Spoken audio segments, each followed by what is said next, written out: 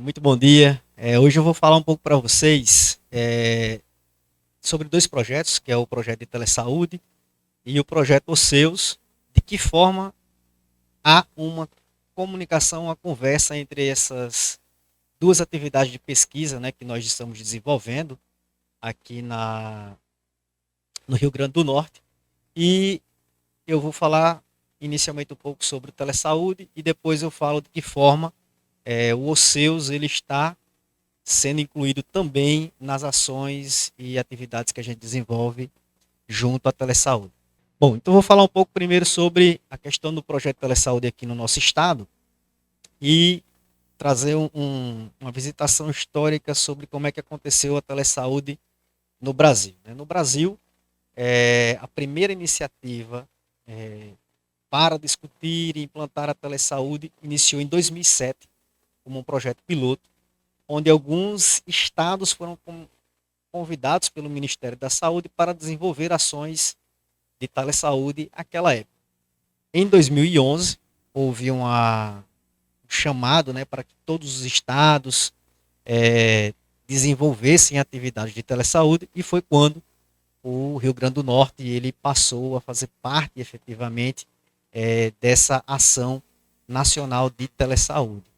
Nós começamos com alguns projetos envolvendo pesquisas com serviços de teleconsultoria, desenvolvimento de atividades de teleeducação, segunda opinião formativa, enfim, foram algumas atividades e ao longo desse tempo, né, o nosso núcleo ele ganhou um certo destaque porque a gente conseguiu resolver alguns problemas que o Ministério da Saúde tinha à época e contribuímos também para a evolução do programa de telesaúde, né, enquanto uma atividade que fosse mais perene e consistente a nível de ações desenvolvidas pelo Brasil. Só para vocês terem uma ideia, a plataforma que é responsável por fazer a gestão da produção dos serviços de telesaúde de todos os núcleos foi desenvolvida pelo Rio Grande do Norte. A Plataforma Nacional de Telediagnóstico, né, que é uma plataforma que tem o objetivo de fazer um processo de regulação nacional das filas para exames diagnósticos, seja ele qual for, também foi desenvolvida por nós, pensando também nas especificidades e nas expertises dos outros núcleos. Né? Então, se eu tenho dois núcleos, por exemplo, que já desenvolvem atividades de telediagnóstico para ECG, por exemplo, esses dois núcleos eles podem fazer parte da oferta nacional de telediagnóstico e aí o Brasil se aproveita da expertise desses dois núcleos e a gente não deixa de atender ou deixa de favorecer, né, as pesquisas que são realizadas por outros núcleos. Então, os serviços de telesaúde, né, aqui são alguns, mas do que a gente desenvolve aqui no Rio Grande do Norte, nós temos a teleconsultoria, e aí, como eu sei que, né, a audiência hoje aqui, nem todo mundo trabalha com telesaúde, eu vou falar um pouquinho sobre o que é que vem a ser cada um desses serviços. Teleconsultoria, ele é um serviço onde um profissional de saúde, ele pode fazer uma solicitação, quer seja síncrona ou assíncrona, para outro profissional de saúde, a respeito de alguma dúvida que ele tenha, relativa ao seu processo de trabalho, relativa a uma questão de segmento do paciente, abordagem, enfim, é uma dúvida entre profissionais de saúde e não necessariamente entre profissionais de saúde do mesmo nível. Pode ser um ACS fazendo uma pergunta para o enfermeiro para saber como lidar com pacientes que estão com suspeita de diagnóstico de sífilis. Como é que eu vou fazer uma abordagem com um paciente como esse, se é um paciente idoso, se é uma mãe, né, se é uma gestante, de que forma lidar com esse tipo de paciente. Então, isso é uma teleconsultoria. É um profissional de saúde tirando uma dúvida com outro profissional de saúde. A teleconsulta, né, que é algo que é bem recente no Brasil e foi muito favorecida pela questão da pandemia, porque antes da pandemia, vários conselhos de saúde eles não tinham regulamentado essa atividade, que é uma interação profissional de saúde paciente mediada por alguma tecnologia de informação e comunicação. Então a pandemia favoreceu, né, que os vários conselhos, o próprio ministério, né, fossem emitidas regulamentações, resoluções dos conselhos, portarias do ministério para que fosse definida de que forma esse tipo de saúde poderia acontecer e desde então nós podemos realizar, né? A portaria e a resolução final foi de 2022, para que vocês tenham uma ideia, né, sobre esse contexto histórico. No Conselho de Medicina, teleconsulta, a resolução que lidava sobre não somente teleconsulta, mas telemedicina de uma forma geral, datava de 2002, quando nós tínhamos um cenário de mundo totalmente diferente. Por quê? Em 2002, por exemplo, quantas pessoas tinham acesso a um dispositivo como esse? Né? E aí, 2019, salvo engano, houve uma discussão para rever essa resolução, não foi para frente, mas aí finalmente, em 2020, veio a pandemia, não foi uma coisa boa, mas enfim, ela trouxe a necessidade de tratar com essas questões que a nossa sociedade como um todo não havia avançado ainda. A teleeducação, né, é o uso de ferramentas de educação à distância para focar na questão de formação de profissionais de saúde, educação permanente ou também formação da população em geral. A teleregulação é um outro serviço que envolve o processo de tratar de que forma os pacientes podem ser encaminhados, por exemplo, da atenção primária para a atenção secundária especializada, enfim, quer seja para acessar algum tipo de exame ou quer seja para acessar algum tipo de especialidade de saúde. E aí, de novo, mediada por algum sistema como esse. O telediagnóstico, que é o foco principal da nossa palestra de hoje, envolve a questão de você realizar a avaliação de um exame que é coletado em um ponto e essa avaliação é feita em um outro ponto de forma remota. A teletriagem também é uma questão que nós estamos trabalhando no nosso núcleo nessa nova fase. Ela envolve também a avaliação de alguns pacientes e ela pode ser incluída, inclusive, tanto para acesso a serviços de diagnóstico como para serviços de regulação em saúde. E aí uma pergunta, o que é um telediagnóstico? Né? Eu meio que já respondi na anterior, mas é exatamente isso, né? Você conseguir fazer a captura, né, de informações desse paciente em um determinado ponto e através do uso de tecnologia de informação e comunicação, você conseguir emitir uma avaliação, dar um diagnóstico em cima daqueles dados, né? E esses dados podem ser sinais biológicos, podem ser imagens médicas, dados de anamnese, não necessariamente excludente, eu posso ter um conjunto desses dados que possa favorecer, né, a questão do meu diagnóstico e em alguns casos é necessário que eu tenha o conjunto deles, não somente um vai ser suficiente para que o profissional de saúde ele consiga emitir um diagnóstico, tá bom?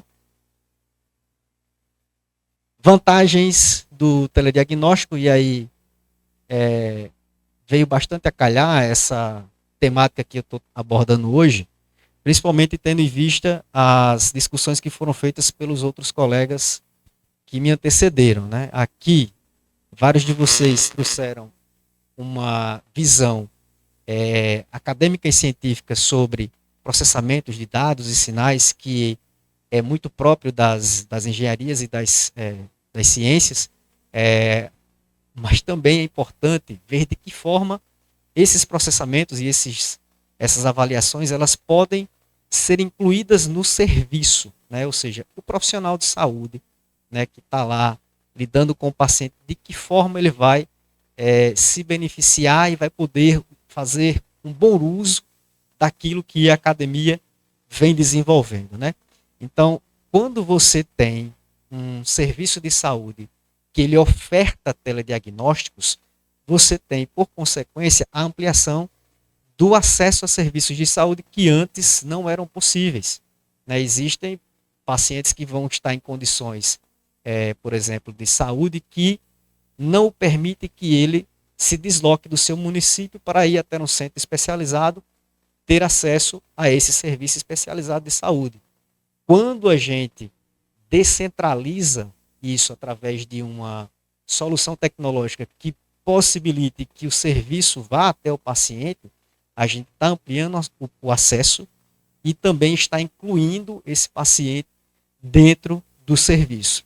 E isso pode acontecer, como eu disse, por situações em que o paciente mora em uma região de difícil acesso, né, que nós temos aqui no nosso estado, mas é muito mais difícil em outras regiões do país, vide região amazônica, né, onde você tem como principais vias de acesso entre municípios a via fluvial, por meio de rios, e em alguns casos através de veículos aéreos, helicópteros ou aviões, enfim, então é muito mais complicado, né? E pacientes com algum tipo de limitação, né? A depender do tipo de paciente, se for, por exemplo, um paciente com esclerose lateral amiotrófica, que é um outro projeto com quem nós trabalhamos, e ele tenha também uma condição clínica desfavorável que possa vir a estar desenvolvendo aí algum tipo de osteoporose. A depender do nível de avanço dessa doença, da ELA, possa ser que ele não tenha condição de ser deslocado, né?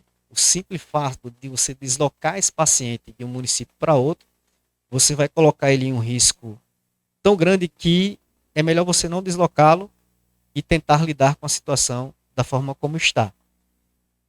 A efetividade também é outra questão bastante importante. Eu tenho que me apressar um pouquinho aqui, que eu vou me empolgando falando, por isso que eu coloquei o cronômetro para me orientar.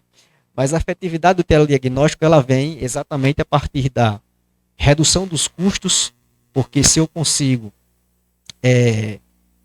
ter um diagnóstico para um paciente de uma forma mais rápida e efetiva, sem que esse paciente tenha que se deslocar para um município, isso é um ganho, porque ele pode investir esse recurso de outra forma, que não com gasto com combustível, com diárias com motorista, e a própria questão, né, do transtorno que é para o paciente ele ter que sair do município onde ele reside para ir para um outro município apenas por uma questão de saúde. Você tem também diminuição de filas, porque você tem um diagnóstico muito mais rápido, então você não vai ter a concentração em um único ponto para a realização desse diagnóstico.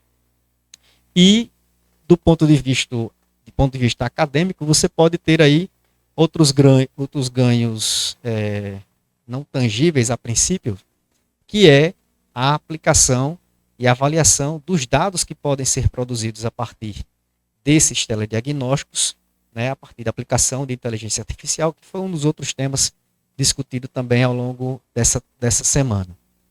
Com o telediagnóstico, se eu coloco ele também como porta de entrada para a regulação, eu também tenho ganhos do ponto de vista de transparência e equanimidade da saúde, ou seja, eu vou tratar aquelas pessoas que têm uma necessidade diferente, de forma diferente, mas sem excluí-lo do serviço. E aí, vamos falar um pouco sobre o nosso telediagnóstico. Os serviços de telediagnóstico que o Telesaúde hoje vem desenvolvendo estão principalmente relacionados à espirometria, à triagem audiológica, né, o telediagnóstico em audiologia e a densitometria óssea. Existem outros que nós estamos em processo de desenvolvimento, por isso, dessa questão dessas reticências, porque a nossa plataforma de telediagnóstico ela já foi concebida e construída de uma forma tal que, se eu quiser ofertar um outro tipo de serviço, ela é 100% configurável e parametrizável de tal forma que eu só preciso indicar quais são os dados que serão recebidos por ela e ela vai permitir a realização desse fluxo. A característica dela, ela é um sistema web responsivo que pode ser utilizado a partir de um computador, um notebook, né, uma versão desktop, ou a partir de um dispositivo móvel. Ela é 100% configurável para qualquer tipo de telediagnóstico, desde que ele seja baseado no envio de dados ou documentos, o que é a realidade de todo tipo de telediagnóstico que nós conhecemos hoje. O modelo de laudo, ele também é configurável e parametrizável, e também nós temos um processo de desenvolvimento, a criação de um modelo de resposta para aumentar também a eficiência desse laudo por parte do profissional. Aí, neste ponto, a gente acrescentando algum tipo de inteligência artificial, a gente pode, inclusive, auxiliar o processo de escrita desse laudo, desse diagnóstico pelo profissional de saúde.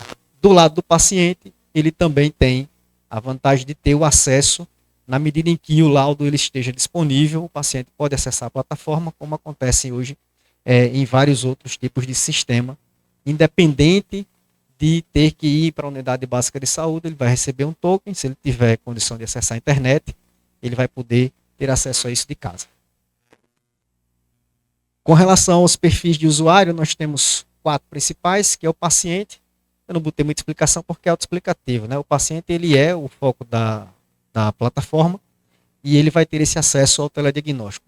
O solicitante e o especialista são os 2 profissionais que usam a plataforma, um para pedir o diagnóstico e o outro para emitir o laudo desse diagnóstico. E nós temos também o administrador, que é o responsável por aprovar as solicitações de profissionais que queiram fazer parte da plataforma, né, aprovar as solicitações dos profissionais que se cadastrem enquanto especialista e o acesso a relatórios, né, monitoramento dos telediagnósticos, esse também é o que é conferido a partir desse perfil de usuário, administrador.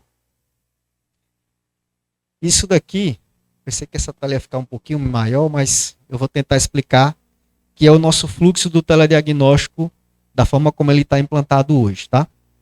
Então, toda solicitação de um telediagnóstico, ela começa a partir de um usuário com o perfil de solicitante, no qual ele cria a solicitação desse telediagnóstico. Ou seja, ele faz a coleta desse exame, no caso específico do Osseus, esse fluxo ele é um pouquinho diferenciado, porque o Osseus ele se integra com a solução que é o PEP Osseus, que é onde estão armazenados os dados de anamnese e do prontuário eletrônico do paciente do Osseus.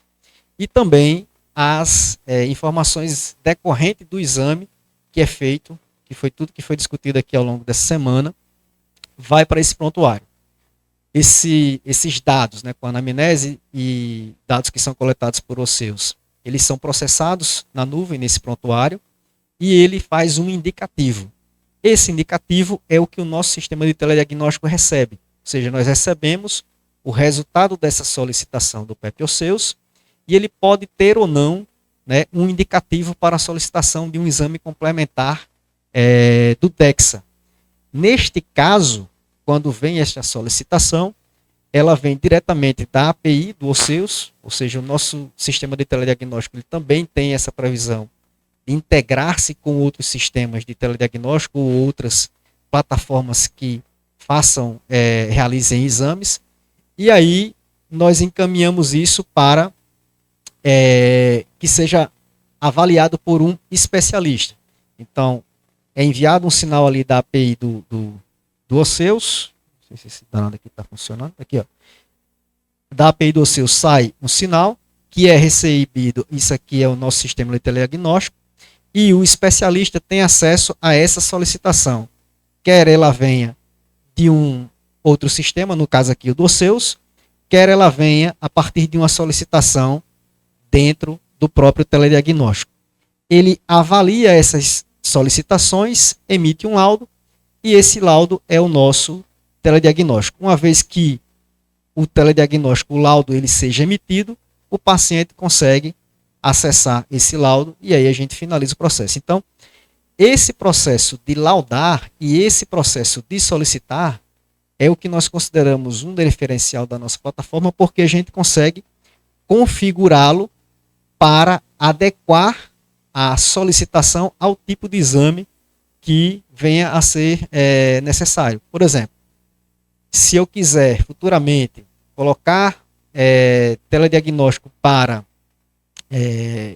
colonoscopia, eu posso ter uma central onde eu faço essas várias coletas de exames de colonoscopia e eu envio esses dados para um especialista para que ele emita o laudo. Basta eu saber quais são essas informações, configuro na solicitação e configuro também a forma como o laudo poderá ser emitido. Então, é uma solução que foi construída pensando nessa flexibilidade. Obrigado, eu acho que eu estou só um pouquinho aí, Aguinaldo, mas você me desculpe, porque às vezes eu me empolgo.